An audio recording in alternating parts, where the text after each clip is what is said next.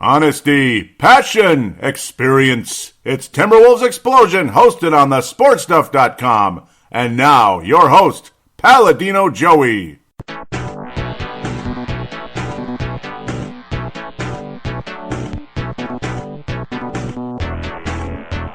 Hello again, Timberwolves fans. Are you ready for the explosion of Timberwolves basketball? I am your host, Paladino Joey, or Joey Awajan. Timberwolves Explosion is available on Apple Podcasts, Google Podcasts, Spotify. Yes, Spotify now. TuneIn Radio, and of course Stitcher, and Double Twist, and all these others. So you get the idea there. That's not the important part.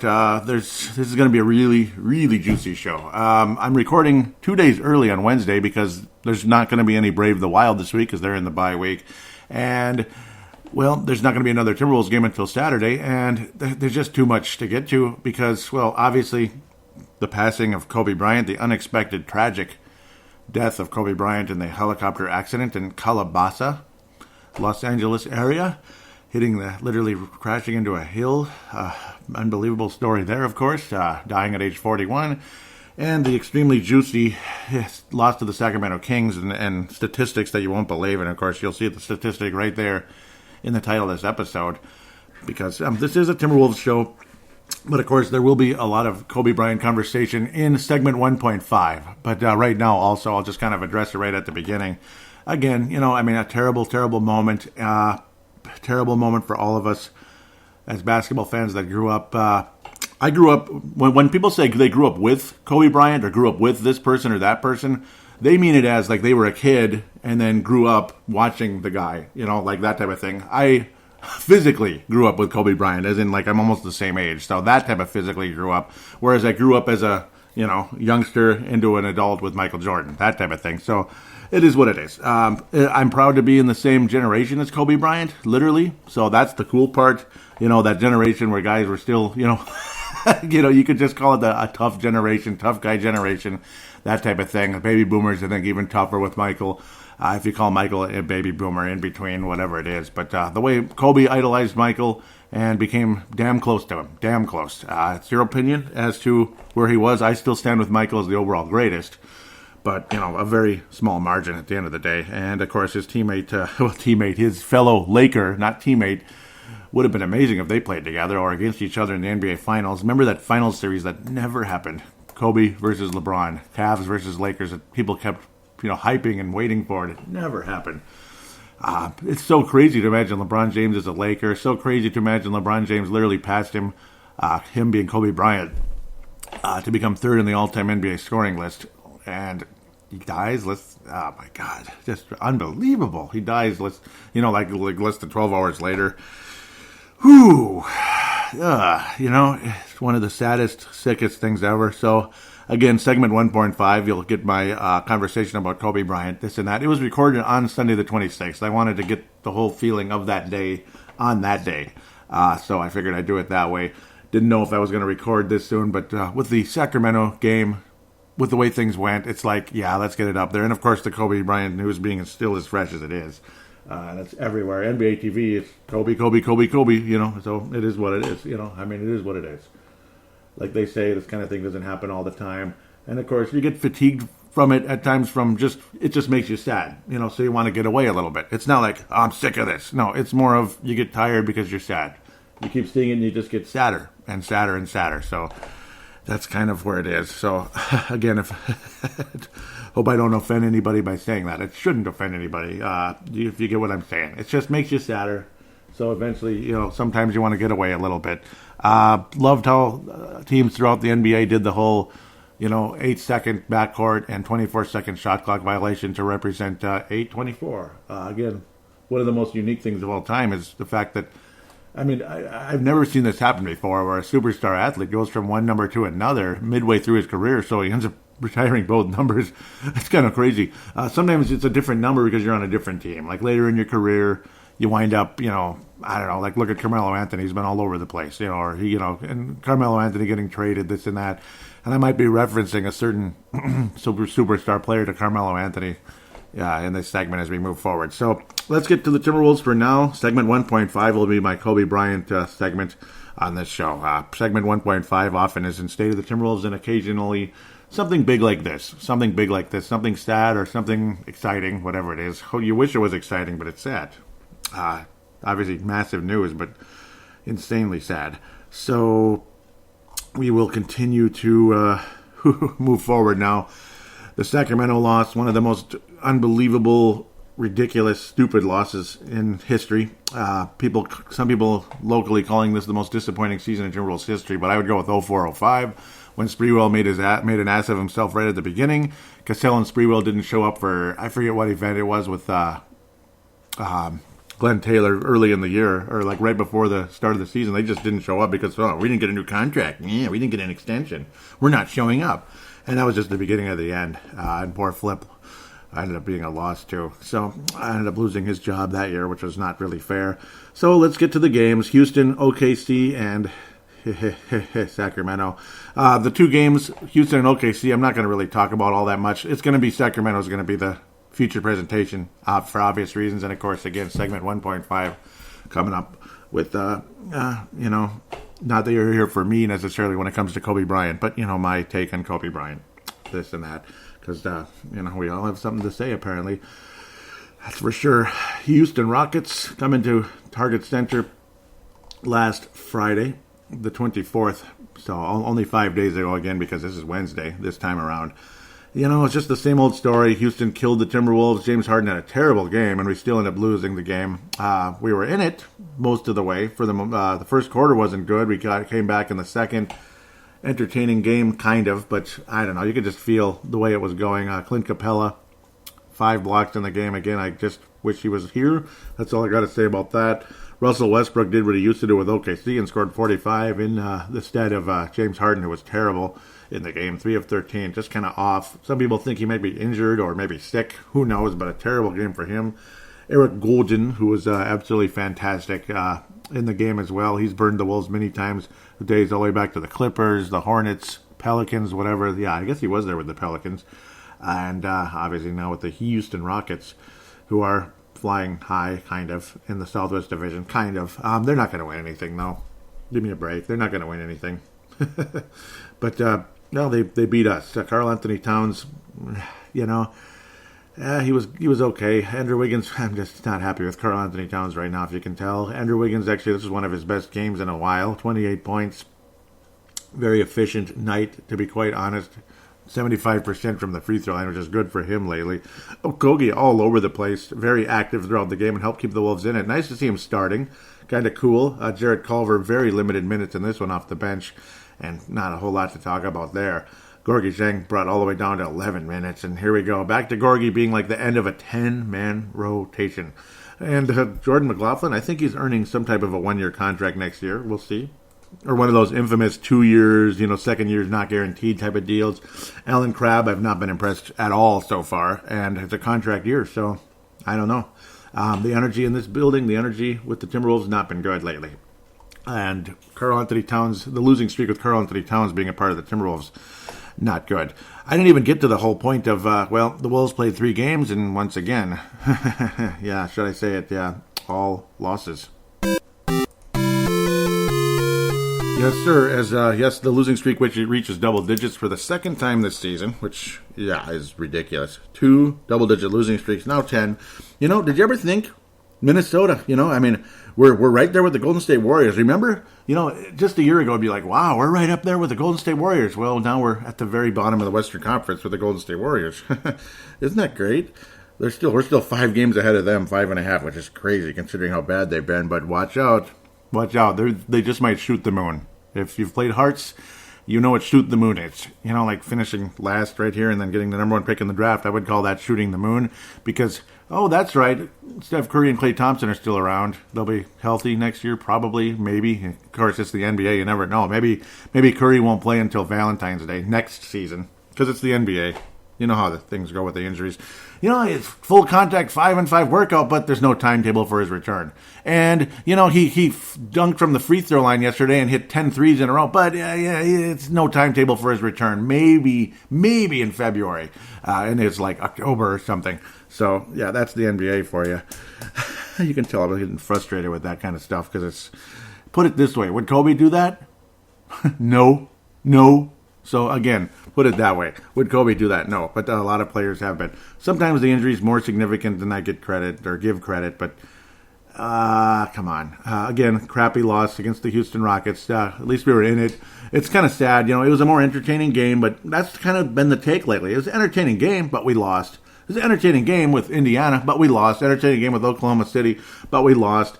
Lifeless effort here, getting into the fourth quarter or third quarter. Another destructive, nasty third quarter. 15-point loss there. Came back by 10, ended up losing still by 9 to OKC.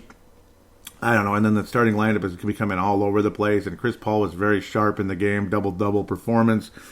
What do you want to talk about, What do you want to talk about? Carl at his 37, that's good. But the statistics in Karl Anthony Towns lately, shall I begin? It's like, I don't even want to talk about OKC and Houston. I don't even give a crap anymore because the Sacramento game just kind of summed it all up. And, of course, the numbers. You look at Carl's numbers. Okay, Kevin Garnett on speed. Okay, almost, kind of. Well, not really. 27 points a game, basically. Almost 11 rebounds and over 4 assists. That's kind of Garnett-ish, obviously, but better scoring. And then you look at the number one statistic. Look at his last 10 games with the Wolves. Look at the last 10 games. Do you see that little L next to his name? And that's, of course, after missing time. But it's more than that. It's more. That's just the last 10. We're talking again, like I said last show, before Thanksgiving. That's utterly ridiculous. Timberwolves this season with Carl in the lineup, 9-21. What? That's freaking awful. 9-21. So what's going on with Karl Anthony Towns and the Timberwolves? The defense is the worst in the league, and it's like almost one of the best in the league when he's not in the lineup. What's going on? What's going on, Carl? What's going on? Somebody tell me, please, what's going on. Now, of course, again, Thanksgiving was November 28th this year. But basically, since December 1st, the Timberwolves have not won a game with Karl Anthony Towns in the lineup. Not a single game. Not one. Not one game with Carl. And there was a 2-game win streak before that. But we'd lost 4 or 5 before that. And I don't know. Man. It's just like literally December 1st. 1, 2, 3, 4, 5, 6, 7, 8, 9, 10, 11, 12, 13, 14 losses in a row with Karl Anthony Towns in the lineup. Timberwolves 6-11 with Karl Anthony Towns not in the lineup. That's still not a good record. 6-11 is awful. If you're a football team, the coach might have gotten fired. That type of thing. Imagine a Brad Childress 6-10 team. Brad Childress got fired. And they only finished 6-10 that year because of, obviously a little bit of energy after that. Like the little sugar high when nice guy but not good coach Leslie Frazier took over the Vikings in 2010. That type of thing. $27 million for Karl Anthony Towns, and that's low end. That's low end compared to what it's going to be as the contract moves up. I'm glad he didn't wind up in the... I don't know if he's just pouting and that's why he's been weird this year or what. And I know a lot of people will be like, oh, he's ripping Cat. Is he stupid? Is he just the dumbest guy ever? He's the best player on the team by a mile. Everyone else sucks. Look at Wiggins. Look at Sleepy Eye over there. Look at the Settler. Look at Jabaz Napier. He's like 1 for 17, and then he's 2 for 5, and he's the best player ever, according to some dummies out there. But, go ahead and tell me it's Karl Anthony Towns with the Washington Generals all you want. Karl Anthony Towns is one of the reasons we've been losing games. He's one of the main reasons, actually, because the defense has not been good. The energy's not been there. Andrew Wiggins, the energy's not been there. The defense has not been good. It's everybody on the roster. And when it's the top guy, he's going to shoulder a big chunk of the blame. Go ahead and say he's the only good player. But are you kidding me? Gorgie was wonderful when he was getting minutes. Gorgie was very good. So don't give me this garbage. I'm not going to defend Karl Anthony Towns right now. I'm not doing it. And his behavior after the Wolves lost to Sacramento, and here we go. Let's just get into it. Let's just get stuck straight into it. Timberwolves led by 27 points against the Sacramento Kings again on, what would we call it, Black Tuesday? Black Monday. Black Monday, that's the perfect day. Black Monday against the, I don't even want to say it anymore. Sacramento Kings. Black Monday, Sacramento Kings, the 27th, and how fitting that it was on the 27th. So we did the whole 8-24 that all the teams have been doing. The backcourt and shot clock violation. The two teams teamed up to honor Kobe Bryant. And Karl Anthony Towns had wonderful things to say about Kobe Bryant. And the Timberwolves did a wonderful tribute to Kobe Bryant. Obviously, first day since the passing on the 26th of January, which will be a day in infamy. A lot of people will call it Kobe Day to honor him rather than feel sad, hopefully. But you'll still feel sad, but to honor him rather than just curse the day, so to speak. But you did all that. It's the 27th of January, and how fitting. You blew a 27-point lead on the 27th of January. I mean... Oh, my God! As Greg Popovich might say, I don't have much to say. But, well, I guess I do have a lot to say. So, and most of you probably know what this number is already, and that's, when you see the title of the episode. But in case you don't, 1 and 8,378. What is 1 and 8,378? That's the record of teams since 1996. A young 17-year-old Kobe Bryant was just suiting up for the first time for this Laker team that was getting started and trying to get back into Showtime again with Shaq signing a huge contract. Who originally joined them for the money, according to him, but things got better after that. Eventually. Not right away. But no, that's the record of teams that trailed by 17 points with 3 minutes or less remaining in games since 96. 1 and 8,378. Who's the one win? Sacramento Kings on the 27th of January. So there it is. So we made a little bit of history here. 8,378 games. You know how many games that is? I mean, that's years, man. That's. I mean, I don't even. I mean, that's insane. Insane amount of basketball. Insane amount of basketball. Insane amount of players that have come and gone in the last 23, 24 years to put that together. 23 and a half years, basically, of basketball since that time. And are you kidding me? Are you kidding me? We're the first team to give up a 17-point lead with 3 minutes left. It's a great honor. It's a great honor. Great. It was kind of weird. It was kind of fluky at first. And, of course, Ryan Saunders sitting a lot of the starters, probably not a good idea. It's like, but at the same time, you figure that, you don't want people out there and then all of a sudden, he just turned his ankle and now he's out for 3 weeks. And in the NBA, we know what that could mean. I think we know what that can mean now. In the NBA, if a guy tweaks his knee a little bit, or ends up being much worse, God forbid, ends up being a real thing like an ACL, this and that. But I get that, then what an idiot, he didn't take him out, this and that. But then when Sacramento went on a little run, get back out there. And it seemed like Ryan Saunders waited a little bit. Otherwise, generally speaking, I cannot put this on Ryan Saunders. It's on the players, man. It's on the players. There was just no energy. And Buddy Hield had an awesome game, to be quite honest. And his three-point shooting has not been good.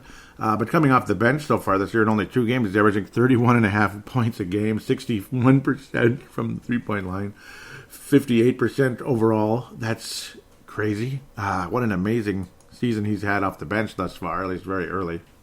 But digressing back to where we need to be, it was fluky as hell. He started hitting threes, did Buddy Hield, and then his other little fluky plays, and the Wolves would kind of nonchalantly go down the court and miss something, like miss an easy layup. Like Naz Reid should have made that. I don't even know why he was in the game. I don't know. I'd take my chances with one of the other 2 big men, Bell or Vonleh, maybe gets a freaking rebound.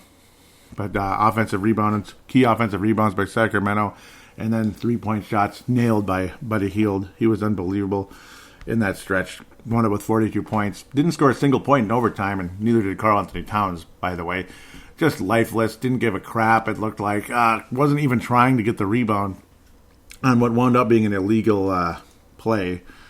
But too little, too late there by De'Aaron Fox. That free throw was off the front of the rim. The illegal, not because of how he played it, but because he put his step out first. He jumped a little too early. It was like a false start in the NBA. Should have been a lane violation. But why are you in the position that the Sacramento Kings can tie the game up in the first place? It should have never happened. It should have never been a 2-point game. It should have never been a 5-point game. It should have never been an 8-point game. I just, can't put into words. 17-point lead, right, with 2 minutes and 40 seconds. That I put the photograph up there on the Facebook page. Might not be the clearest picture, but it's just evidence. The whole point is there it is. This is real. It really happened.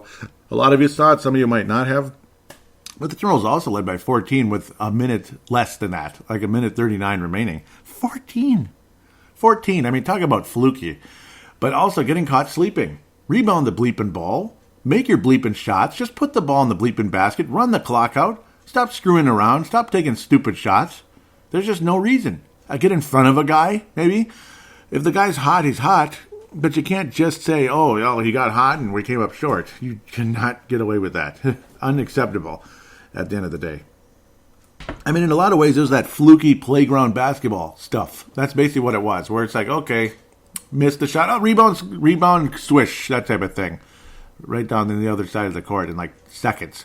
And that was a lot of that. There was a lot of that in quick release by Buddy Hield. He had one of the best games of his life. But still, you got to get the rebound. You got to run the clock down. What annoyed the hell out of me is Sacramento kept coming back. Andrew Wiggins, the whole time, he was just like laughing and joking about something. What is so damn funny, Andrew? I mean, I love you, man. I love you. You're probably one of the nicest guys ever. If I got to know him, he's probably one of the nicest guys ever. You can tell. You can tell a nice person. If he gave me the time of day. I don't know. That's the other side, because you don't know if he ever would. But I'm just saying. Especially after what everybody's saying about him sometimes. But, dude, just pay attention. I mean, would Kobe Bryant be standing around laughing and joking? That's what was so good about Kobe Bryant, because he would have been irate. He would have been cursing. He would have been cursing in his head, probably not saying anything open necessarily. And then eventually give me the effing ball. Boom, 3-pointer. Go home, Sacramento. I mean, obviously, that's what would have happened. Why was there absolutely none of that? Because you don't have to have Kobe Bryant's talent to have a little bit of fierce competitiveness and just say, screw this, screw this. We're not losing this game. This is stupid. Why are we letting these guys back in? Come on. Let's get the hell out of here. We can't afford to lose this. We've lost 9 in a row.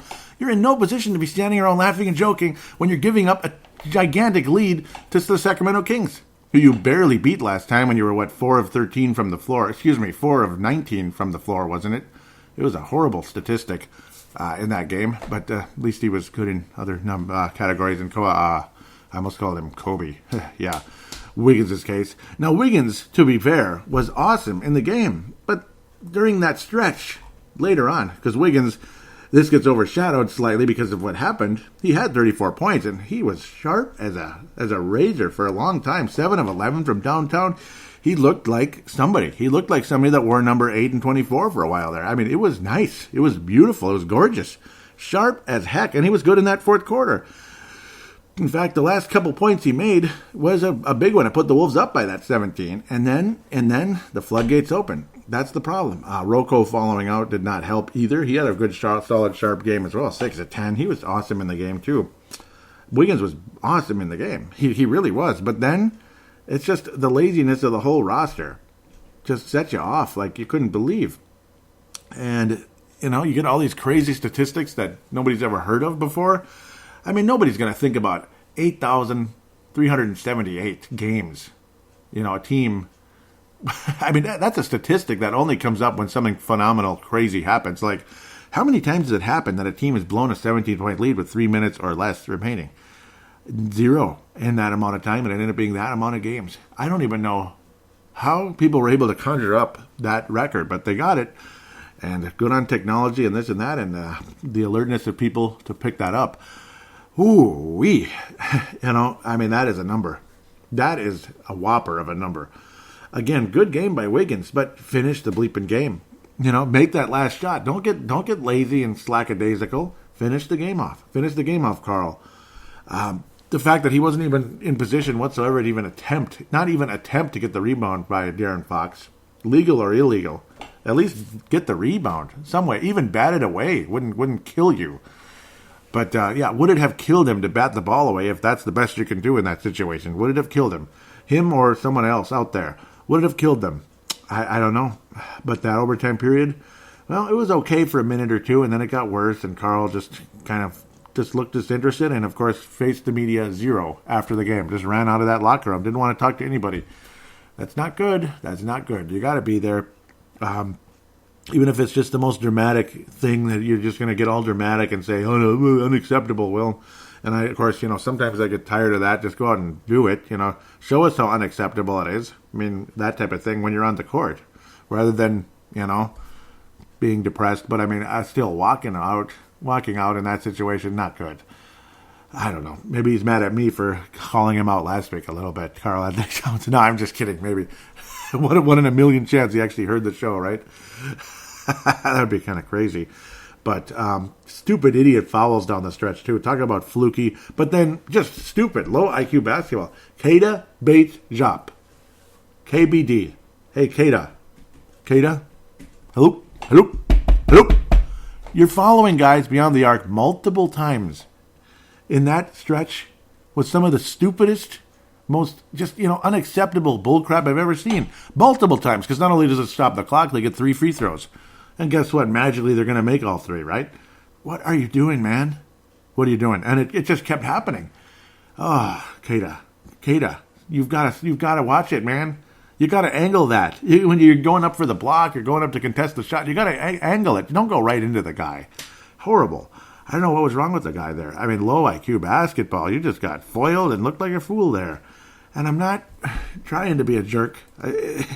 You're being a jerk by following. I'm beyond the arc, frankly. I never heard Marcus the Forecaster flip out the way he did one time when Sprewell did that against this Sacramento Kings team in the playoff series years ago. Why did he bleep and foul? I never saw Marcus get that mad. It was because it was stupid. You just run right into the dude. What are you thinking, man? What were you thinking? But, yeah, I mean, low IQ basketball seems to be a thing these days, especially around here. And I don't know, low IQ, low energy. I don't know what else to say anymore. It's ridiculous.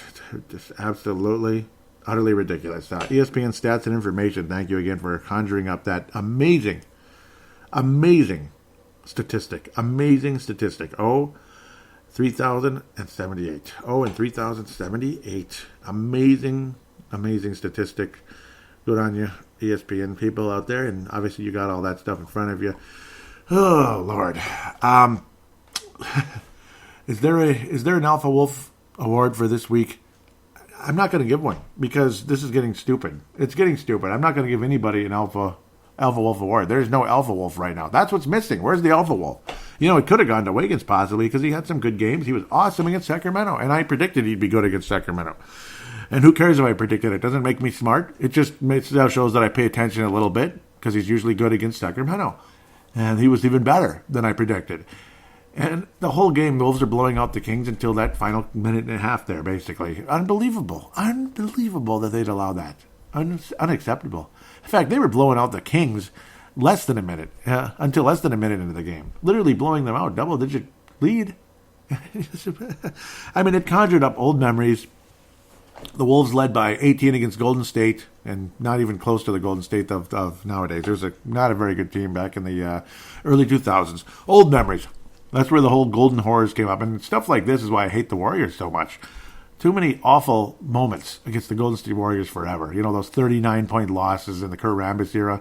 And it felt like they're rubbing it in our face the whole time, too, especially late in the fourth quarter, which that got under my skin. And I don't forget that kind of stuff.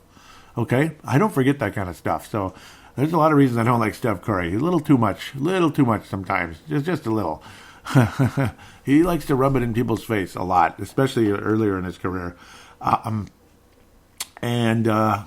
was I going to? Okay, so back in the old days, Timberwolves led by 18 in, the first half, early third quarter. They wound up losing by 28 points. 28 points, and Kevin McHale got up like he was going to throw up, basically, and motioned at them like, you guys are, that whole where you just brush them off, like, screw you guys.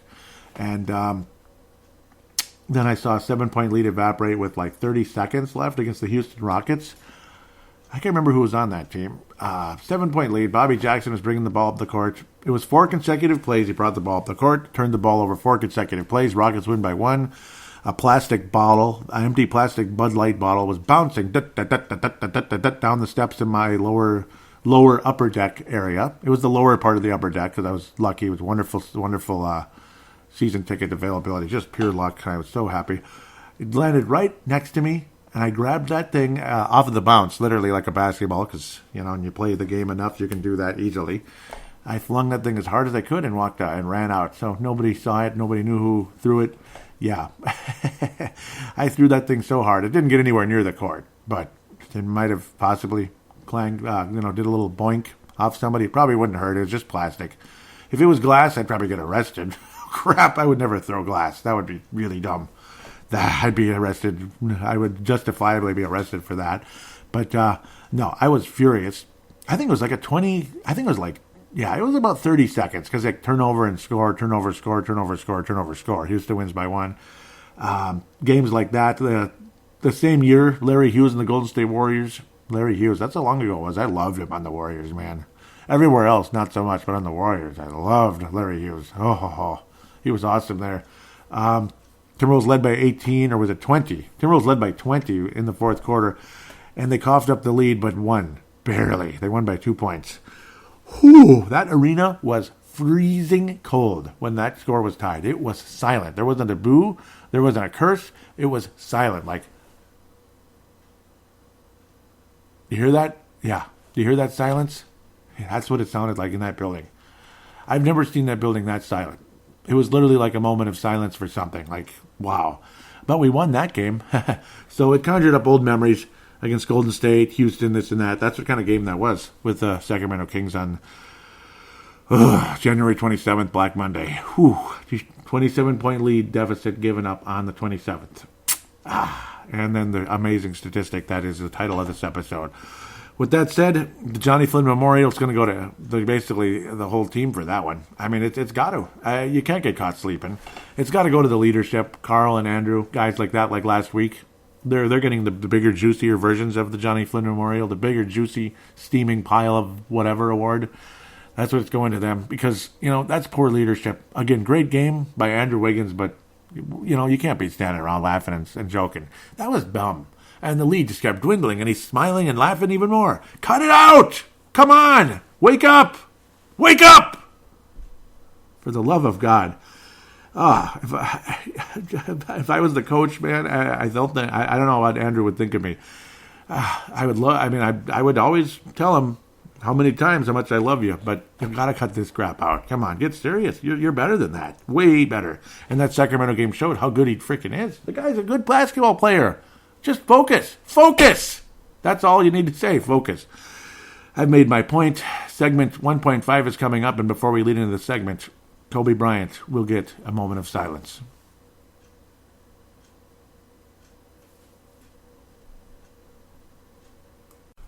Hello and welcome to another segment 1.5 for Timberwolves Explosion. These happen once a year, maybe twice a year. This is definitely what you could call an emergency version of it. Because I got to dedicate a whole segment to this.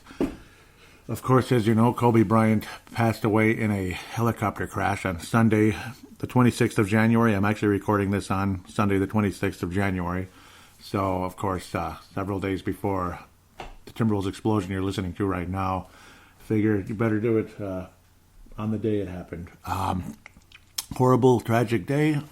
Just another example of you just never know. I mean, it's just your daily routine, driving to work, maybe going to pick up a pizza, going to pick up a friend, going to a traveling basketball game.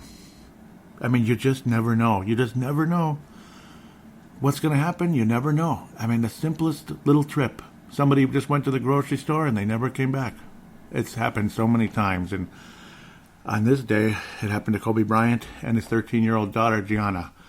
Terrible, tragic story. 7 other people passed away also in the helicopter crash in the Los Angeles area there. Word is not known what exactly happened. They heard like the engine sputtering and then the helicopter going down. So God only knows what truly happened there. Maybe more information will have come out between now when I'm recording this and when, like Friday comes around. So maybe you already know and all that. But at the end of the day, what truly matters is just the fact that 9 people died in a helicopter crash. Just terrible, terrible, sad news. And of course, Kobe Bryant. I mean, for those of you out there, Laker fans, basketball fans, sports fans, whatever it is, it's just a crushing day for so many people. I'm going to look at some tweets, this and that. Tom Brady, of course, 6-time world champion of the New England Patriots, says, "We miss you already, Kobe."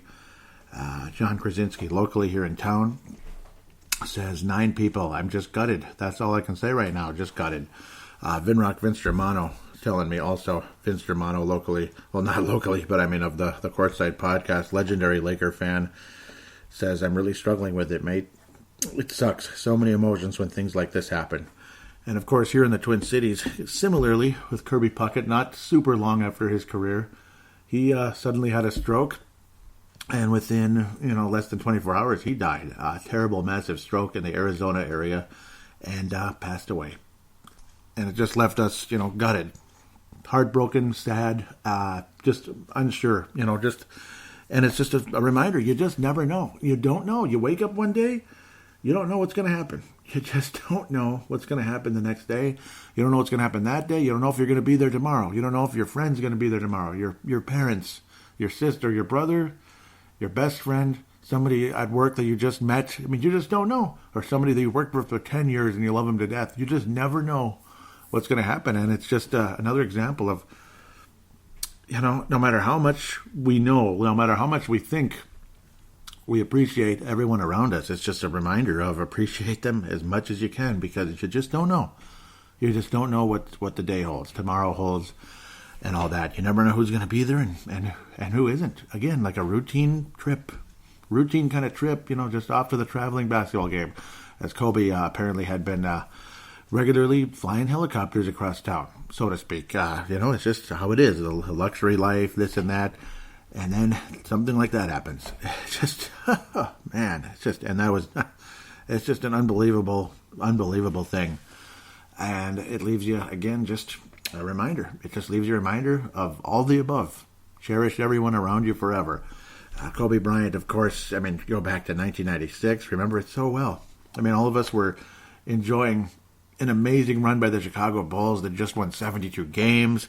And then all of a sudden, there's this high school player. A year before, Kevin Garnett broke the drought of high school players coming into the NBA.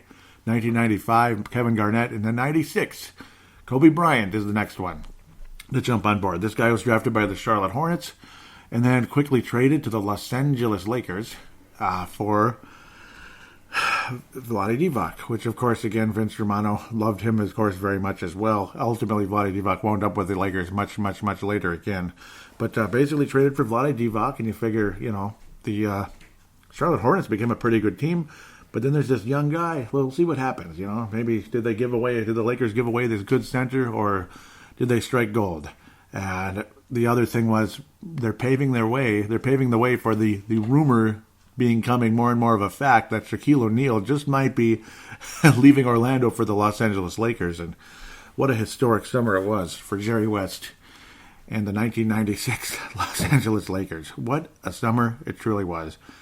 It wound up bringing 5 championships to the Lakers. 3 with Shaq and Kobe together, and then 2 more with Kobe, Pau Gasol, Lamar Odom, and others. And you could just go on and on. All the way from this cocky young kid who was just shooting the ball a little too much. Cocky young kid, thought he's on top of the world, especially his second year. Everybody's like, geez, is a 19-year-old already elected to the All-Star game as a starter? Really? He's 19, though. Slow down, just because he's on the Lakers. But it's like, yeah, well, he's getting his future looks pretty damn bright, though. There's no doubt about that. He's floating on air out there like a certain guy who's still playing, and he's in his final season with the Bulls. Or we could kind of tell that was going to happen. And yes, I'm looking forward to that film crew's amazing work that's going to come out in June of the 97-98 Chicago Bulls, The Last Dance. Looking forward to that big time. But this is like the first dance for Kobe Bryant getting into the All-Star game, and Michael Jordan giving him advice. He kind of whispering advice into his ear, and he would never tell him exactly what would happen, or exactly what Michael said, other than, hey, you're going to face some tough times ahead. You're floating on air right now, but the tough times are going to come. It's a matter of how you face those tough times and get through them. Because if you do, you're on your way to becoming, one of the best. Basically, is what he's saying. One of the probably top 5, top 2 players in the league. And Kobe certainly did that. Amazing numbers. It was quite an honor just a few years ago. Seems like yesterday. Flip Saunders. 2 people that are now dead. Can you imagine that? The night Kobe Bryant scored his 30,000th point, Flip Saunders comes over and congratulates him. And Kobe's holding the ball up in the air. That's another one here locally that hit us just right in the gut. A bullet to the gut, as I told Vince Germano just moments ago. A bullet to the gut, man. Flip Saunders comes over, shakes his hand. Kobe gets the ball, holds it up in the air. 30,000 career points, and they're both gone. I mean, who'd have thunk we'd be sitting here just 4 years later, 4.5 years later, whatever it is, they're both gone? No. I mean, it's just a nightmare. You're just going to wake up and they're both still around. Kobe's retired, but he's, who knows? He's going to be an ambassador for the game. Who knows what he'll become as the years as the years go by? He didn't get into TV much, just here and there, kind of like a guest sitting in, commentating here and there, but really not into it much like Shaq. Just jumped right into it, and it just kind of continued with Shaq and others. But Kobe, who knows what the future would hold? He was kind of enjoying his time with his kids because he didn't have enough time with them over the years, and now the tragic news of not only they lose one of their sisters, but they lose their dad permanently now. And Lord Almighty, they lose their dad and one of their sisters. What an awful day for the Bryants. Terrible day. Terrible day for the Bryants. Yes. And it just kind of leaves you at a loss of what to say. I mean, you have a lot to say, but you don't know really what to say. There's nothing good to say other than it's terrible news. It's the saddest thing ever. I mean, nothing's going to make anybody feel better, that's for sure.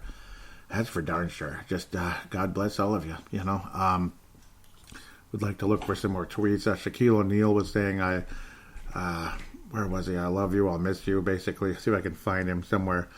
I'm kind of digging around on the fly here. I'd like to see it pop up. Boy, what a... Michael Musselman says, the life cut way too short. R.I.P. to a true legend, of course, related to Eric Musselman. Fox 9, Carl Anthony Towns says, I'm numb. Yep, so just 2 words right there and very telling. Jason Tatum, no, come on, someone say it ain't true. I'm sick to my stomach right now. Yeah, man, I know. Jason Tatum, yep, former Laker, now on the, oh no, he's not, yep.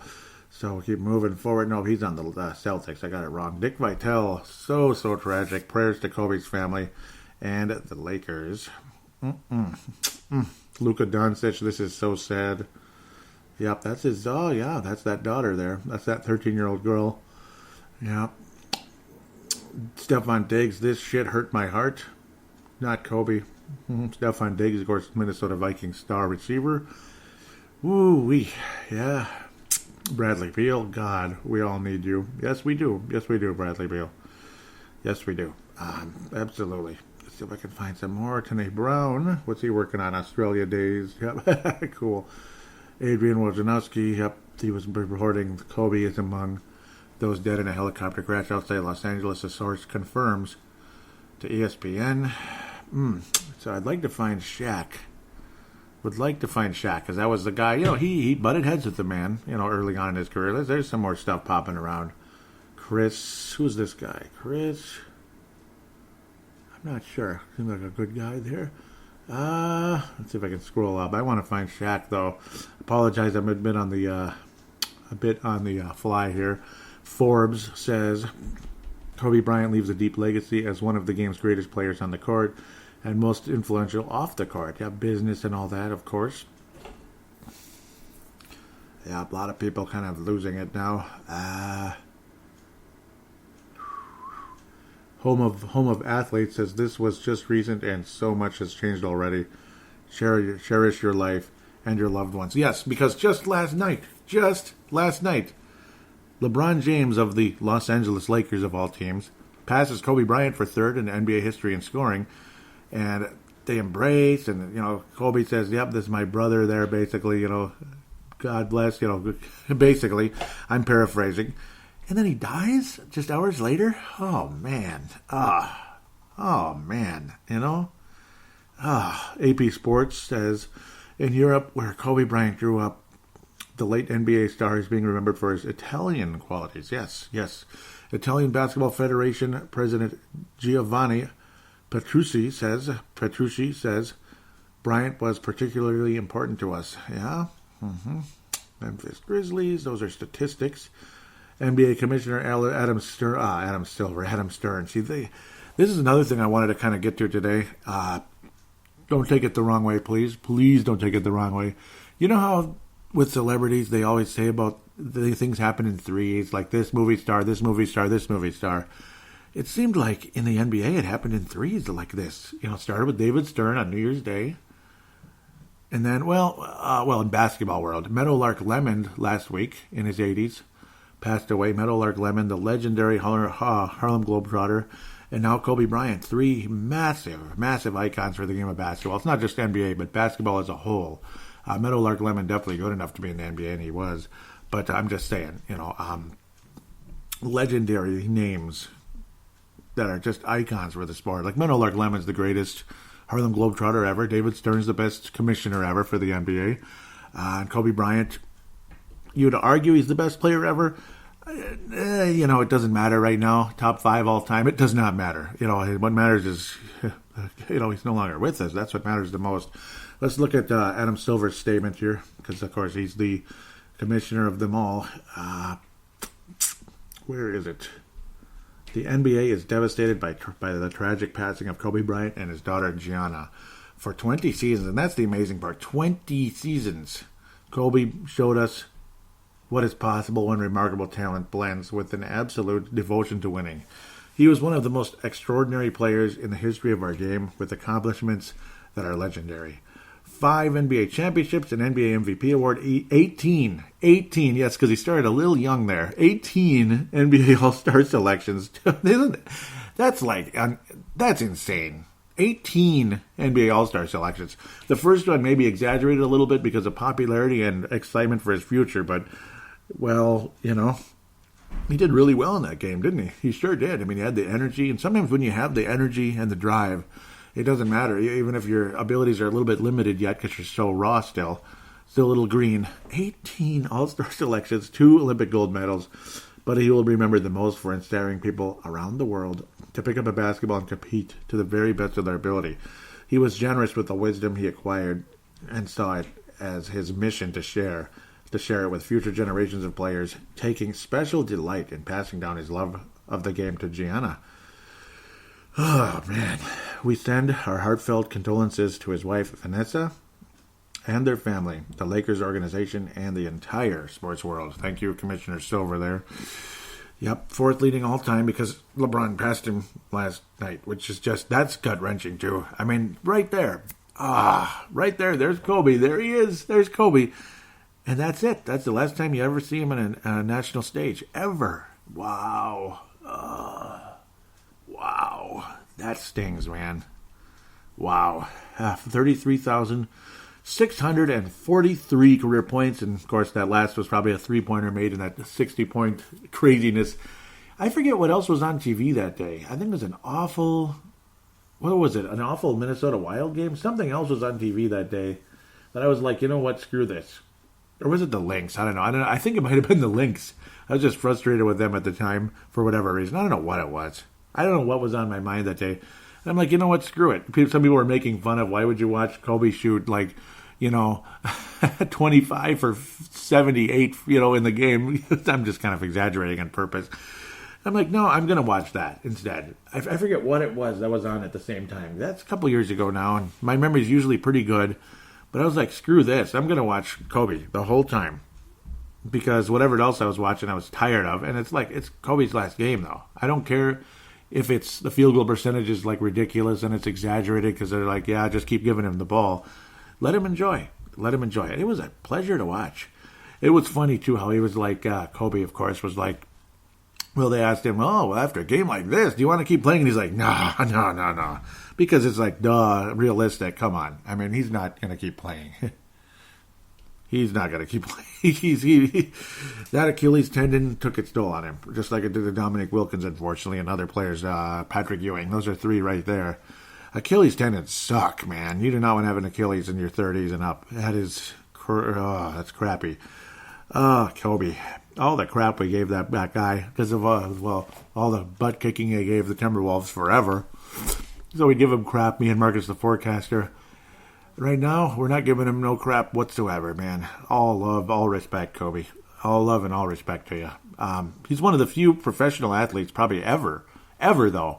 One thing that I find very strange and remarkable at the same time, How many super duper top of the league athletes changed their number in the middle of their career? How many? I can't really name that many. Other than they went to a new team, so their number had to change. Like, Kevin Garnett was a little older, and he went to number 5. He was already in his 30s. Joe Montana was very old, but still good when he went to the Kansas City Chiefs. Just kind of flipped the 6 upside down and made it 19, from 16, of course. Yeah, Michael Jordan was 45 when he came back. Bull crap. That was just, I don't know, he figured don't bring down number 23 out of the rafters. That was just silly. It was a couple games, and he was like, screw that. When he wore number 23 again, that was so great. But, and that's the first time ever. They're like, we have to retire both numbers. See, that's another thing, too, where you could kind of do a little nudge, kind of like a joke. This is a joke, so please don't get offended, anybody listening. Don't get sensitive, don't get pissed off. This is a joke. You know how we always thought Kobe was so selfish? How he just shoot the ball. He just hogged the ball. Well, look how selfish he was. He's hogging 2 numbers in the rafters now, too. That's how selfish Kobe is. He retired 2 numbers for the Lakers. So, you got to have a little chuckle for a minute about something. So, it's a moment to kind of celebrate the life of somebody that we shouldn't have to celebrate his life right now. We should be celebrating it 50 years from now. But for crying out loud, it's cut short. So, again, obviously I'm not trying to just laugh and lighten the mood, but I suppose it is something you can lighten the mood for a moment when you're celebrating the life of somebody that has no business being gone yet. It's just a terrible tragedy indeed. But I did get a kick out of that. 8-24. You just think about that and you kind of chuckle a little bit. Oh man, what an awful moment! What an awful. I first learned from my great friend and coworker Jacob Umbasa today. A text, he said, Joey, is it true? Kobe is dead. And I was like, what? I went right to Yahoo Sports because I figured if something like that happened, yeah, it's going to be right there. Just like Michael Jackson, something like that. And it's like, yeah, helicopter. And it's like, oh, Lord. So that's how I learned of it. Tiger Woods says, Kobe's death is unbelievably sad. Yep. Mm-hmm. Shannon Sharp, wow, just wow. No, that's something else. That's something completely different. That's just, I don't want to go to that. Political stuff, I don't really want to go there at all. Now is not the time. So, where's Shaq? There he is. Shaq. Go to Shaq. I know there's something probably way up there. Shaq reflects on the loss of Kobe. This is from the crossover. There's no words to express the pain I'm going through now with this tragic and sad moment of losing my niece Gigi and my friend and brother, my partner in winning championships, my dude and my homie. I love you and you will be missed. My condolences go out to the Bryant family and the families of the other passengers on board. I'm sick right now. ! Shaq. Yep, there's the tweet, and there's the multiple pictures. Look how young Kobe is, boy. That must have been the first one. 2000, way back in 2000. 2000's already 20 freaking years ago. Yep, they had that championship, All-Star game in Los Angeles, and they shared the award, just like in Utah when Stockton and Malone shared it. Oh, Shaq, I'm sorry, man. I'm sorry. I'm sorry, Shaq. I am. I'm sorry. That's all I can say, That's all I can say. I'm sorry. It's sad. It's very sad. Here we go. There we go. This is what I want to see. Michael Jordan. That's somebody you want to hear from. Wow, Rick Fox. They said it was not involved in the. Oof, just imagine. Well, whoever died though, it's a terrible day. Terrible day for their family and everyone anywhere near them, and terrible day for them, of course. You don't want to see anybody die ever. Even your worst enemy, you don't want to see that. Statement from Michael Jordan. This is from Rachel Nichols of ESPN. He was like a little brother to me. Okay, so we'll get back to the main thing. I'm in shock over the tragic news of Kobe's and Gianna's passing. Words can't describe the pain I'm feeling. I loved Kobe. He was like a little brother to me. We used to talk often, and I will miss those conversations very much. He was a fierce competitor, one of the greats of the game, and a creative force. Kobe was also an amazing dad who loved his family deeply and took great pride in his daughter's love for the game of basketball Yvette joins me in sending my deepest condolences to Vanessa, the Lakers organization, and basketball fans around the world. Yeah, thank you, Michael, for that very much. Trey Young, this bleep can't be real. This is the first moment I was able to meet Gianna Maria. She's been to only 3 games this year. 2 of them were mine. She told me I was her favorite player to watch. I can't believe this. Rest easy, Gigi. Yep. Yep, Trey Young with Kobe there and Gigi. Yeah, man. Yep, there's Shaq. He tweeted a new one, I think. Yep, looks like a new one. Kobe was so much more than an athlete. He was a family man. That was what we had most in common. I would hug his children like they were my own, and he would embrace my kids like they were his. His baby girl, Gigi, was born on the same day as my youngest daughter, Myra. Myra. I don't know. I'm sorry. So, yeah. At the end of the day, though, just wishing the Bryant family the best. As much as, as little as that might mean right now from just a random guy in Minnesota on a Timberwolves Explosion podcast, wishing you all the best and God bless. I mean, that's all I can say at this point. Hell of a career for him. Again, like I said, 33,000 points and beyond. It was a hell of a run. 5 championships, like I said, the MVP award, the fun things with Kevin Garnett. I want to hear what Kevin Garnett, if he's on there. He's probably got to be somewhere. So, I don't know. He doesn't really go on Twitter that much, if I remember correctly.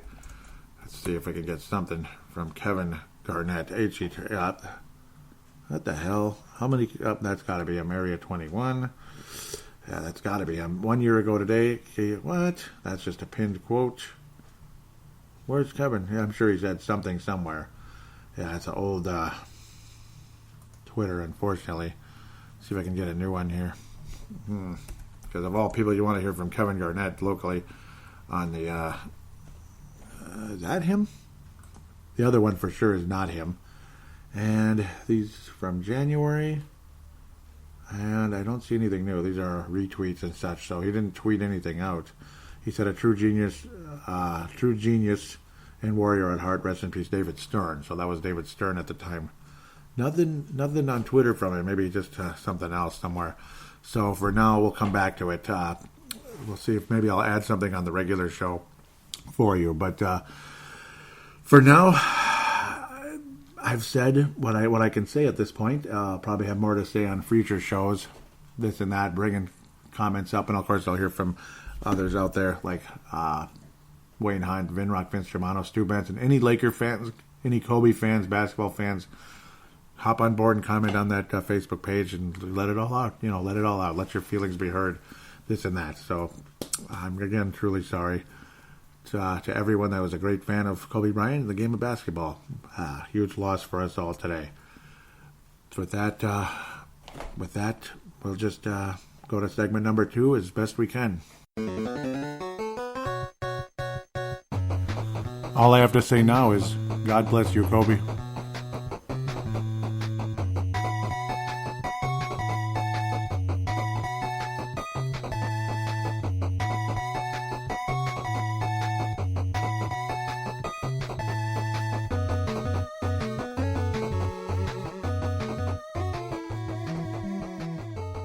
And we are back here on Timberwolves Explosion. Like I said last time around, we got 3 games to preview.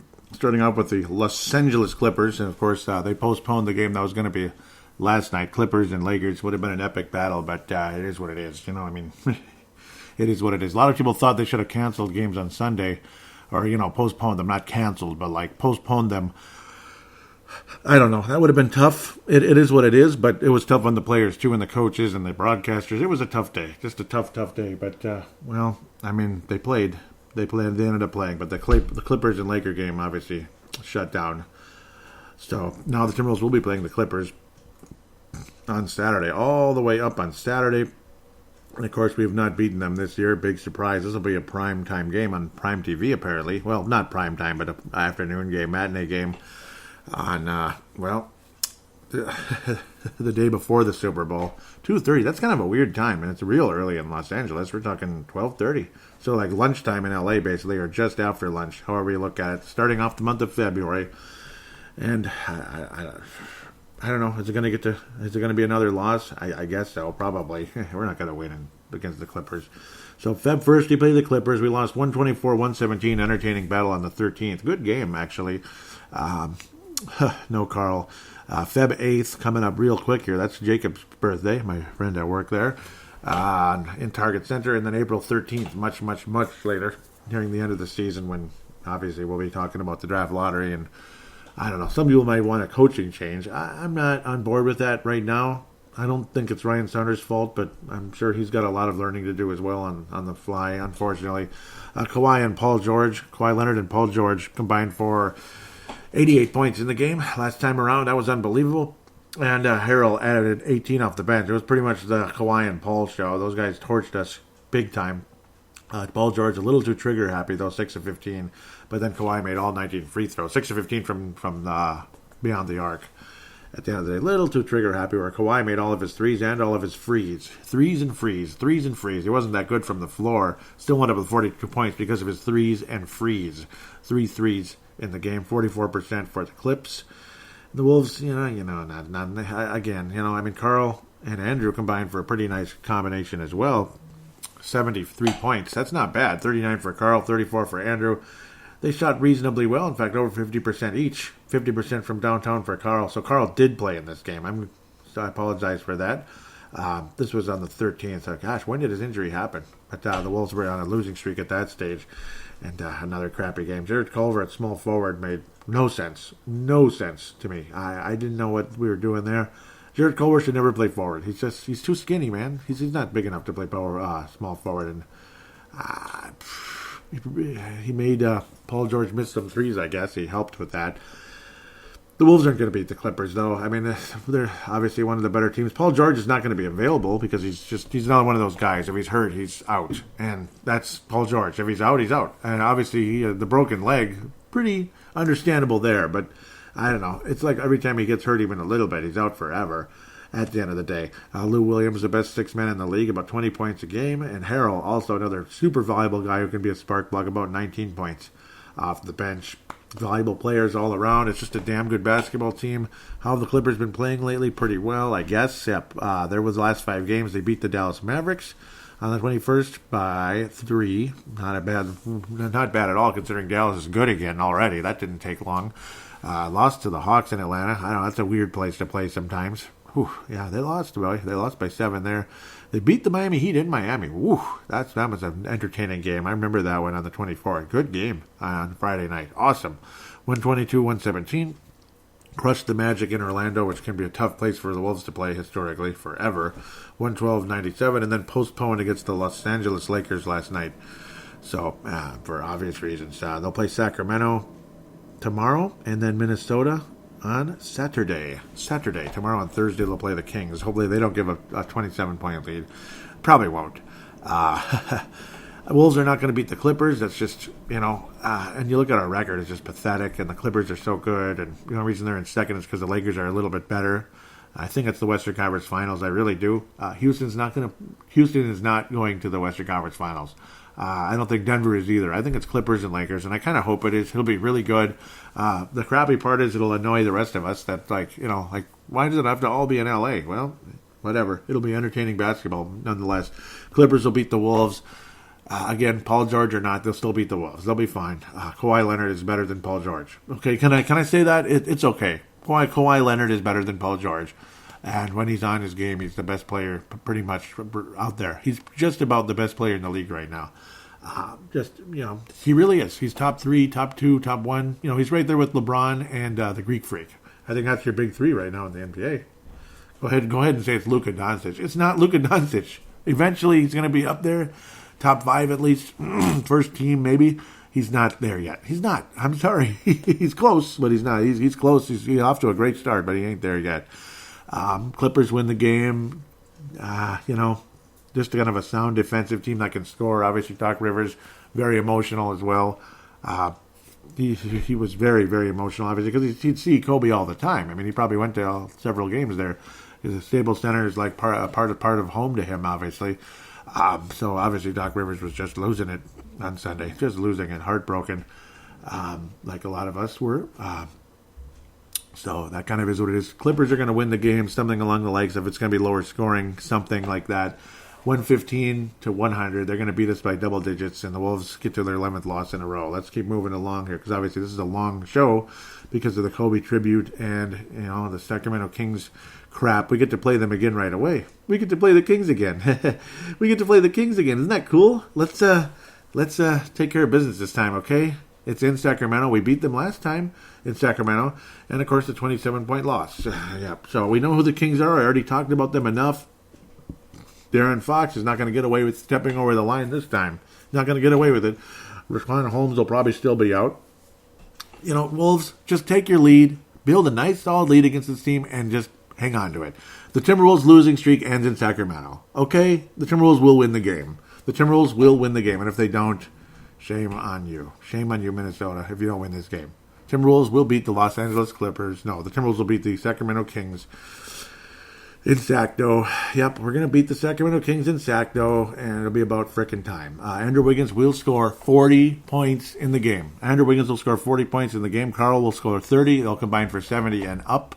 Buddy Hield will probably have another massive game. He's going to get 35. It's going to be a fun game, but I think the Wolves end up winning, I don't even know. Something along the likes of, you had the lower scoring one in Sacramento on the 26th, where the Wolves ended a losing streak, a big, fat, bleeping losing streak, huge losing streak in Sacramento. The Wolves will end another losing streak. They will end their other double-digit losing streak in Sacramento. They will end 2 double-digit losing streaks in Sacramento, and they got their revenge on us by humiliating us in Target Center on the 27th, coming back from 27. The Wolves will beat Sacramento, though. It's going to be higher scoring because Carl will be in the lineup. Put it that way. Timberwolves win the game 125 to. It's not going to be a blowout. It's going to be up there 125-120, something like that. I think Fox gets not Fox. I think Buddy Hield gets over 30. Fox will be a factor as well. Love the guy. Just don't be a little too quick on that trigger now. And Timberwolves rebound the bleeping ball. Carl's going to get 30-ish, and Andrew's going to get 40 in the game. Timberwolves end up winning the game 125-120. Over the hated Sacramento Kings. And I don't hate them at all. I actually kind of like the Kings. It's sad that they're stinking so bad. It doesn't help they don't have Mr. Holmes out there, because Mr. Holmes is a damn good player. And my fantasy team needs him to come back and be healthy again. And I don't even like talking about fantasy because no one cares about your damn fantasy team. But I'd sure like to see Holmes back in the lineup. Holmes, what are you doing? Okay, sorry. I don't know. I'm not John Watson. I don't qualify. The Atlanta Hawks, oh boy. Yeah, well. Nice tribute by Trae Young. Good for him. He's a hell of a player. You got Vince Carter, who's older than Kobe Bryant. Vince Carter is older than Kobe. I don't know where the bean came from, but I guess it's Kobe Bean Bryant now. Obviously, I know his dad was Jelly Bean, but you never heard Bean Bryant that much until lately. So I guess this will be on the 5th, February the 5th. Happy birthday to my mom on that day. Obviously, the San Francisco 49ers will be celebrating their Super Bowl championship. Maybe. We'll see. Maybe Kansas City will be celebrating theirs. But, I don't know. I'm kind of sort of cheering for San Francisco, kind of. Timberwolves actually beat the Hawks on the 25th of November. Thank you very much.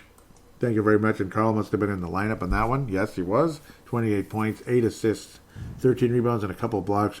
Trae Young, 37 points. Very epic game for him. Andrew Wiggins at 25. This is when the guys were playing fairly well at the time. The Wolves were actually 9-8. We had a winning record. The Timberwolves had a winning record. Remember that? Remember when the Wolves had a winning record? And I'm not trying to be sarcastic and be a jackass. The Wolves had a winning record. Do you realize what their record is since this Hawks game? I mean, you just do the math. We're 15-32 now. 32 minus 8. I mean, we're talking, 24 losses. And 24 losses. So 15 minus 9. Only 6 wins, so 6 and 20, 24, 6 and 24 since then. 6 and 24 since then. Yeah, we had a winning record. Late in November. 6-24. That's awesome. That's good job, guys. That's depressing, man. That's depressing. I mean, I don't know. And Carl's been weird, man. He's been weird. It's like I don't know, something's not the same with the guy. Like he wants to get the hell out of here or something. Like he's unhappy massively about something. I don't think he's got anything against. I doubt he's got anything against Ryan Saunders. I doubt he's feuding with Glenn Taylor. I really doubt that. That's for Kevin Garnett to do, I guess. It all started because that Glenn Taylor said the whole stupid, Kevin Garnett tanked that one year, which was wrong of him to say. But ever since then, I think Kevin Garnett's wrong. I think he's been overreacting and, let it go, dude. Let it go. Let it go. Let it go. So, I don't know. That was where Taylor made the mistake. But other than that, I would say Garnett's been a little bit too bitter, too stubborn ever since that time. That's what kind of frustrates me about Garnett. Why am I getting into that? I don't know. Probably because I'm wondering what the hell's going on with Karl Anthony Towns. Because I don't know what's going on with Karl Anthony Towns. Do the Wolves win 2 in a row? Can we win 2 in a row and go 2-1 and end this losing streak in a nice way? But this game, is it in Atlanta? That's the problem. The Timberwolves actually won in Atlanta, so that's very impressive. Timberwolves actually have been a better road team this year than home team. That's the other thing. We're kind of like what the Wild were last year. Now the Wild are good at home and stuff, generally speaking. Hawks at 12-36. They're a little bit worse than us. They're trying to get that high draft pick, and I guess we are too. And you know what? We need a high draft pick. It sounds like the draft isn't that great, but a lot of good point guards, I guess. Or it's rich with point guards. Maybe not a lot of good ones, but it's rich with them. So that's something to talk about as we get later in the season, because we'll be in the lottery again, most likely. 32 losses already. I want to believe the Wolves can win this game, and they should. I think the Wolves will win the game. I do. So a golden opportunity for the Wolves to have a little 2-game win streak here against the Atlanta Hawks and, of course, the Sacramento Kings. We may very well get blown out by the Kings, but I don't think so. John Hollins, they have some nice players. Jabari Parker oft injured again. Jabari Parker hasn't played in a long time again. He was doing well. He was doing well for a while, and he's dropped off. DeAndre Hunter's just gradually getting a little bit better, but not there yet. Cam Reddish, gradually, broken record there. Jeff Teague in 6 games with his original team, 6 points and 4.7 assists. Jeff Teague returns to Target Center, and I don't think he's going to get a thunderous round of applause. I liked him okay. It's going to be cool to see him with the Hawks again. I think it's cool to see him with the Hawks with the better uniforms than those ugly blue ones that he wore when he was with the Hawks the first time around. Trae Young's obviously a superstar, 9 assists, 29 points. You can go on forever. Love his game. He's awesome. Looks like both of those guys, him and Luka Doncic, are going to go on to be spectacular players. It's your opinion. Luka Doncic may be a little bit more unique of a player, but Trae's still a hell of a guy, a hell of a player. Not many point guards are scoring 29 points a game. And that Hawks team, despite their awful record right now, watch out. I mean, Cam Reddish, DeAndre Hunter, Trae Young, and John Collins is a really, really, really, really good player, too. He's a double-double guy, 2 blocks. Double-double and 2 blocks. John Collins is awesome. Just stay freaking healthy. Damn it, which is the history of this league these days.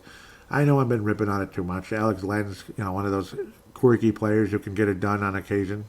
I have nothing against the guy at all. I wish he'd be a little better, I guess. Vince Carter, this is his final season. What if the Wolves got Vince Carter? But no, I think he likes where he is right now. Isn't that where he's from anyway? So, I mean, he should stay there. I wouldn't want to bring him here just for that reason.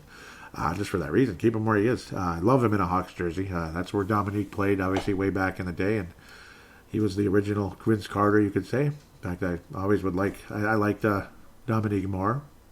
I might be in the vast minority. Trevion Graham, 5 games, 6 minutes a game so far. So, at the end of the bench there, Trevion Graham. And God bless him. Hope he gets a new contract next year. The Hawks have been what they've been. They lost by 16 points, most recently to Toronto. It's been a long time. No. That was not the most recent game. Oh, yeah. There's a couple of losses to Toronto. There's a bookend. On the 20th, they lost to Toronto by only 5. They beat the Clippers. Wow, impressive on the 22nd. That's really impressive. Yep, that was the game. That was reciprocal of earlier in this segment. They got thromped by 29 by OKC in Oklahoma. They beat Washington by 19. Nice. 152 to 155. Ooh, 152. And I don't see any OT next to that. obviously, because you won by 19, and then got thromped pretty good by a pretty good Toronto team. I'm going to look at that for a brief second. 152. Trae Young, yep, 45. Figured as much. And this was on the 26th. So, yep, Trae Young and Bradley Beal. This was an epic game. I remember now. How could I forget this? This was epic. All over the place. 40 points for Beal. 45 for Trae Young, and the Hawks blow out the... I love those uniforms, man. I love the Hawks uniforms. They blew out the Washington Capitals. No, they blew out the Washington Wizards. Even though they don't really have a logo anymore, it's just a basketball, because they're the Bullets, kind of. But no, the Wolves will beat the Hawks. I don't know, I'm just blabbing on, and I apologize. Wolves beat the Hawks, something along the likes of they're going to get in the 120s, 129 to 1. It's going to be fun. 129 to 126, another close game. Trae Young's going to get like 40-ish, I bet. I can just see that happening. I wouldn't be surprised if... I don't know. I think Carl's going to have his biggest game in a while, and then he'll be right in front of those cameras. Then he'll get 35 to 40-ish in the game. It'll be a nice battle. Will Wiggins will get 25 and up. I'd like to see a nice big game by Culver. That would be nice to see. But right now, it's kind of those two guys. They're not getting a whole lot of help lately. Maybe Shabazz Napier shows up and gets 20, gets hot from beyond the arc. I think Covington will have a big game. He did last time around against the Hawks, this type of thing. Covington will be hot from downtown, I think. But Carl's going to get 40 in the game, and the Wolves win against the Hawks and win 2 in a row. With that said, we'll take a break and get to a juicy, busy fan interaction segment. This show's still rolling.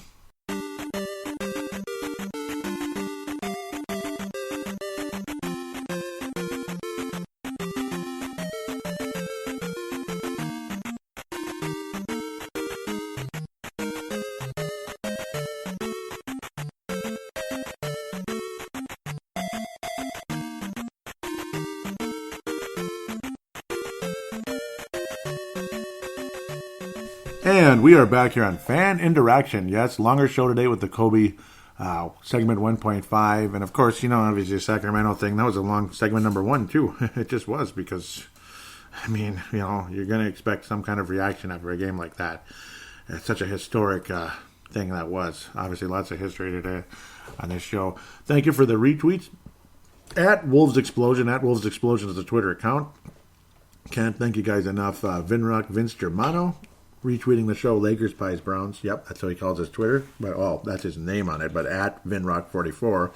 And then Tanae Brown and Levi Brown out of New Zealand. Vinrock, Vince Germano out of Australia. Vince Germano out of Australia. I keep calling him Vinrock, but I guess you can. Vince Germano out of Australia, Melbourne. And again, Tanae and Levi Brown out of New Zealand. Can't thank you guys enough. Always, and I keep saying it because I mean it full-heartedly. Thank you guys so much. Ronnie Cycli. Ronnie Cycli. Have that video. Oof. Tanae Brown says, what do you think of the Wolves trying to get Rondo away from the Lakers? I'm not sure how we'd be able to swing the trade, but I would like to see them go after someone like that. And that's an interesting idea.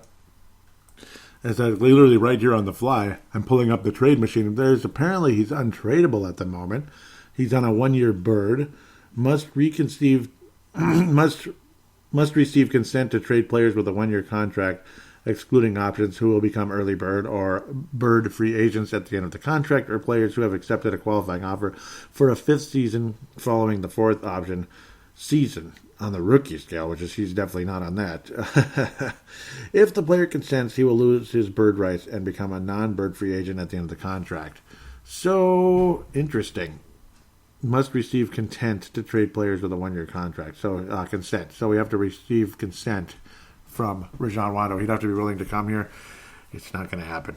There's no way. He would be furious, I think. I'd like to have Rajon Rondo, but it's not going to happen. So that one's a done deal. Not a bad idea, but it would have been probably better if Rondo was on, a different team. Like Atlanta or something, a team that's not real good either way. Maybe you get to play with Karl Anthony Towns. I'm not sure how much that means at this point and I know that's a snide sideways remark right now, but he's going to get them.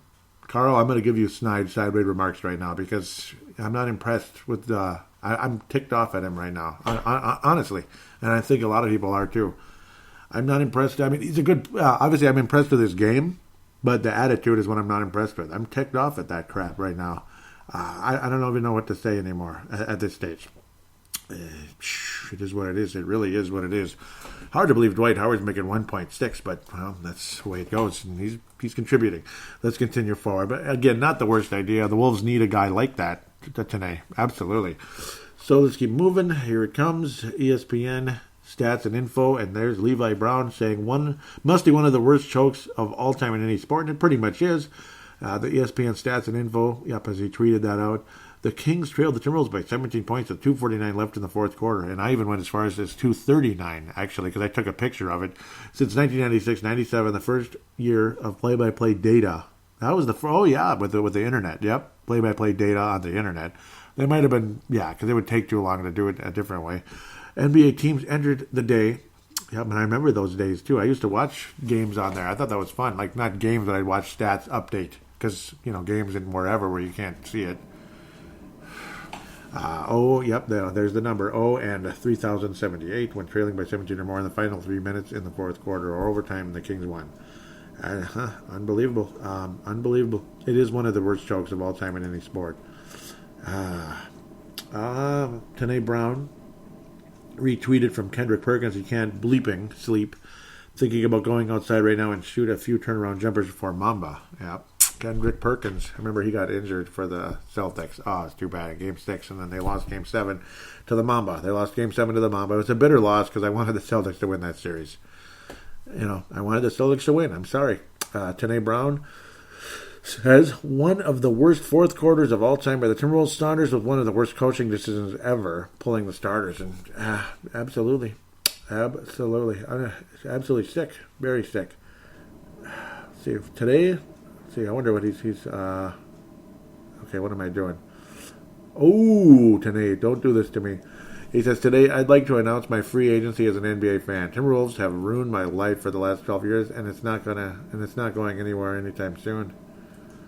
Yeah, I mean, I feel you. I hope you're still going to hang around, though. I would miss you so much. And Levi Brown responds with LOL. I'm guessing it's partially tongue-in-cheek and, of course, frustration right there at the moment. Wow. What's Phil Mackey saying? Shields, this needs to happen. Oh, yeah, moving Kobe into the NBA logo. Yeah, that'd be interesting, wouldn't it? Images of Kobe, basically.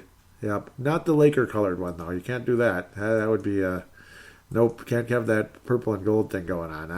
No. No, it's a little too biased. Of course, maybe with the way the refs officiate Laker games most of the time, it might as well be that way. But yeah, Timberwolves Explosion is now on Spotify as we head over to the Facebook page, facebook.com/Timberwolves Explosion. Trying to move along here. Obviously, super long show. Hope you're enjoying it, and of course, not enjoying segment 1.5, but at least hearing my thoughts. You don't want to enjoy it in terms of it's not fun. It's sad. Oh boy. So let's get to the threads here. This is the Kobe Bryant killed in helicopter crash in Calabasas. And most relevant, they're all relevant. So all comments, if humanly possible. Cindy Anderson says, R.I.P. Kobe. We will love and miss you. My thoughts and prayers to his wife and kids at this terrible, tragic, devastating time. Stacy Gilmore says, rest in peace. And thank both of you there. Thank you both for responding there in that one. We go up here. I said Timberwolves Explosions on Spotify. That got no comments, but a few likes and loves there. Thank you guys for that. Thank you very much. And we'll get to these. Then I'll wrap up with what Wayne Hunt has to say in the visitor post. Obviously, very epic stuff. Usually, he's awesome, awesome. And Vince Germano, I believe, Vince Germano. Wayne started the threads on these. So, yes, there's the image. A 17-point lead with 2:40 remaining. Unheard of. 2:40 remaining. Yep, so there's your visual evidence. So it wasn't 2:49. It was even earlier. Visual evidence. I made sure to take pictures of it. Wayne Hunt says, wow, just wow. And, of course, host of the Courtside Podcast, Wayne Hunt, Vince Germano, and Stu Benson. Courtside Podcast, It's like, you need to get to that, and of course, it's on all the same apps I'm on. I think that Timberwolves Explosion is on. I think it's on Spotify also, but basically everything, including something called iHeartRadio that's still in the process. Hint, hint. But I did already actually post it on there, so it's not necessarily new. The application takes a couple weeks, and it's still pending.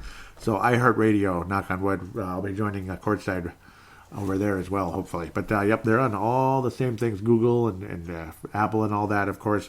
Courtside Podcast, one of the best, if not the best, basketball shows on the bleeping planet. So let's get to what Wayne had to say. Wow, just wow. If this game doesn't highlight what I've been talking about the past few weeks, I don't know what will. I don't know either, because you're dead accurate, Wayne. You're dead accurate. The frustration, people thinking you're too negative. No, you're not too negative. You're not too negative. You're not. We got caught sleeping, and we just kept sleeping. That was the problem. We took the blue pill.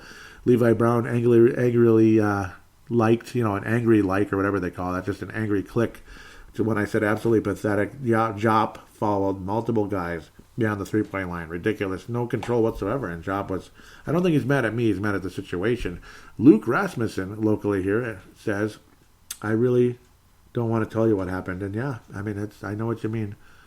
I know what you mean, Luke, in a big way. I don't know why there's a see all button, and all it did was just reload the whole damn page, which is irritating. So I think that's it for that thread. Now we'll go to the last one that I posted, and then we'll get nail into what Wayne Hunter to say. Love it there. I was saying, but yep, the article, of course, NBA from ESPN.com.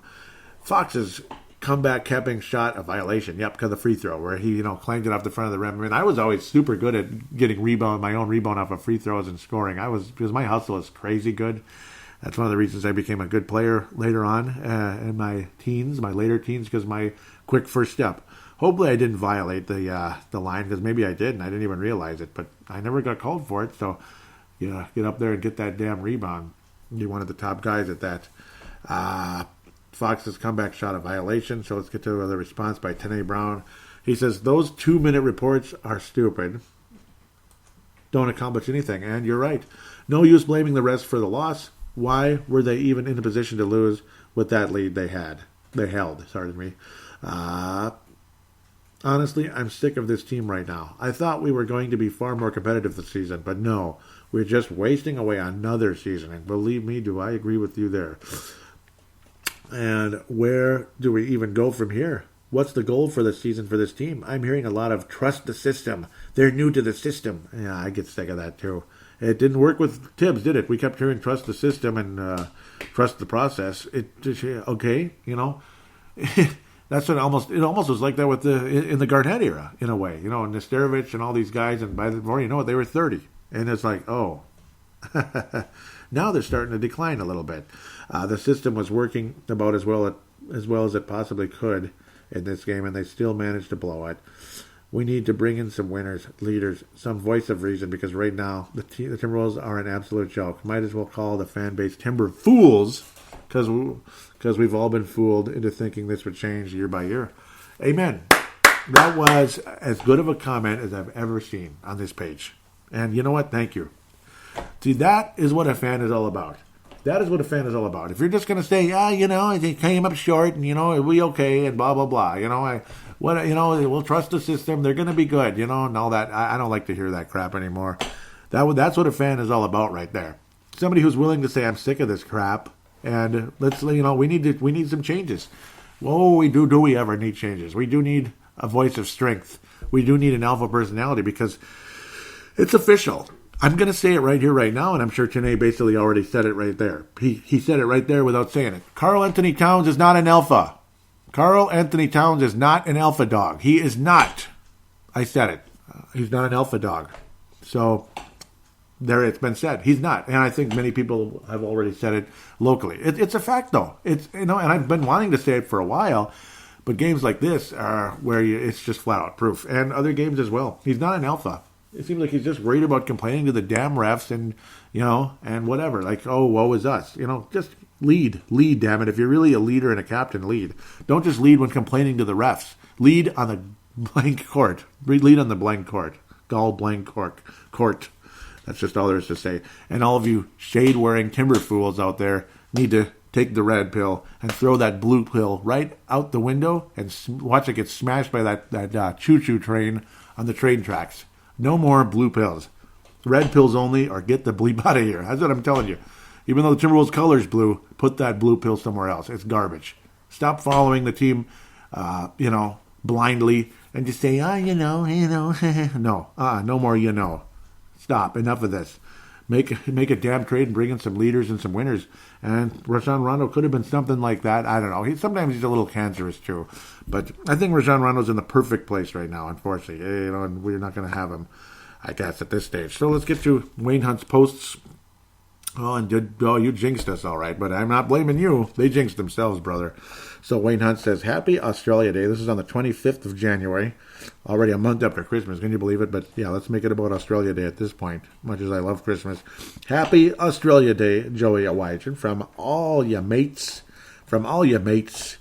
of the Courtside Podcast. Thank you very much. And there is Shane Heel with Philip Saunders.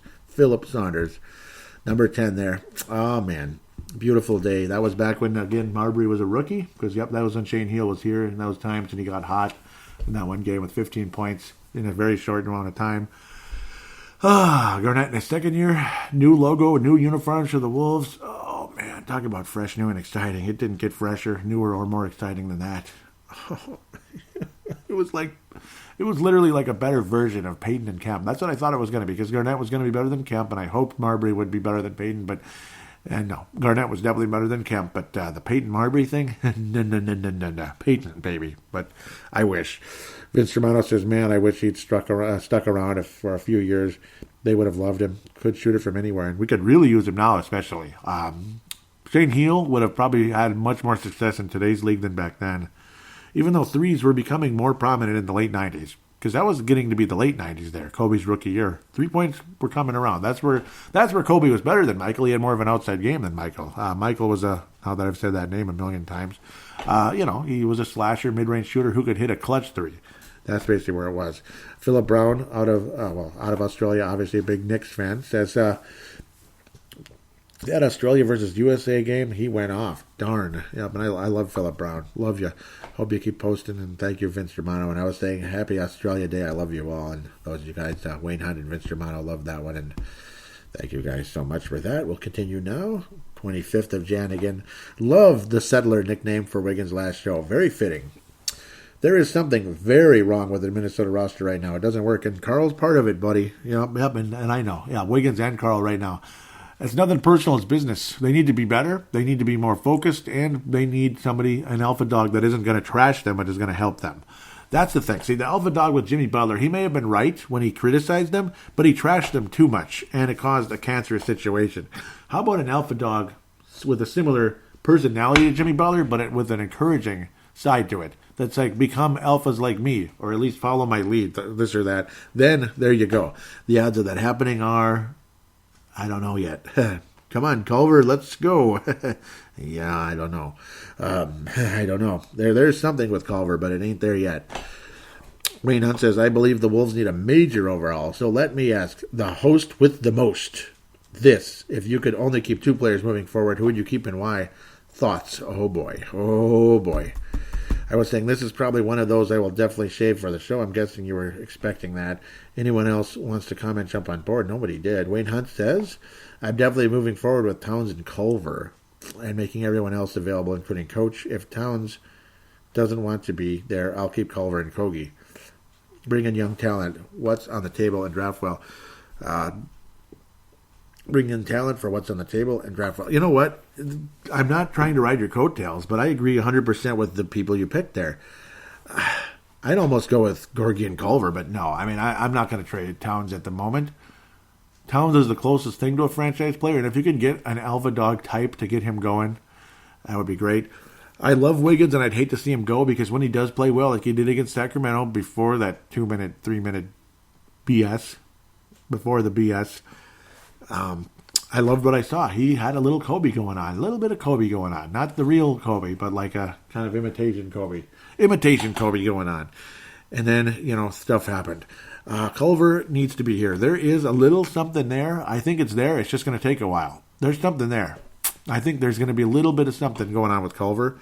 So I have to go with that because, it's not Napier, even though he's got some leadership skills. He does. And I like what he did. He was the only guy who stood there and was a spokesman for the team. And he said a lot of the right things. And I just wish there was a little bit more game in Shabazz Napier, that he could actually be a leader.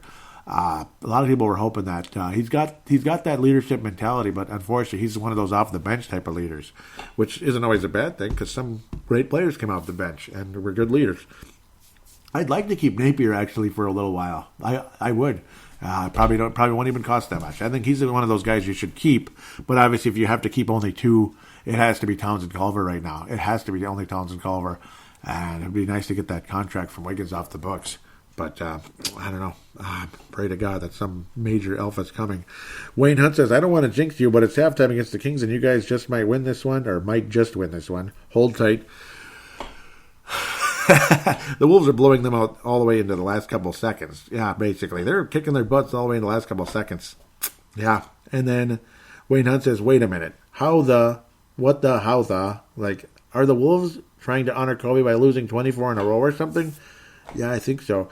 How are you going to let Sacramento have a fourth quarter like that? Coach isn't going to make the All-Star break at this rate. I don't think they'll fire him, but like in a normal circumstance, say if he'd been here a couple of years, he might have gotten fired after that game. Actually, honestly, just because that's how it goes. That's how it goes. Coaches get blamed for that stuff, even if it isn't their fault. They still get blamed for it. Or blowout wins versus the Lakers with no LeBron last year. Coaches get fired also. Because it was time for some reason. They just decided that day. New year, new coach, I guess. That was a weird situation, but you knew it was going to happen eventually.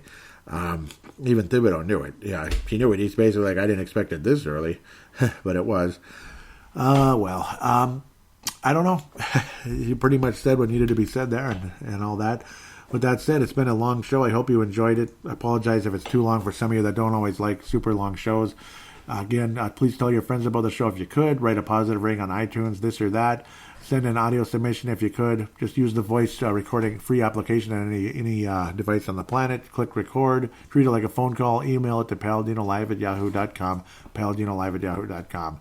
And then, thank you again very much. We'll talk to you next week. God bless all of you. And hopefully the Wolves actually win 2 of 1. Maybe I'll be right this time.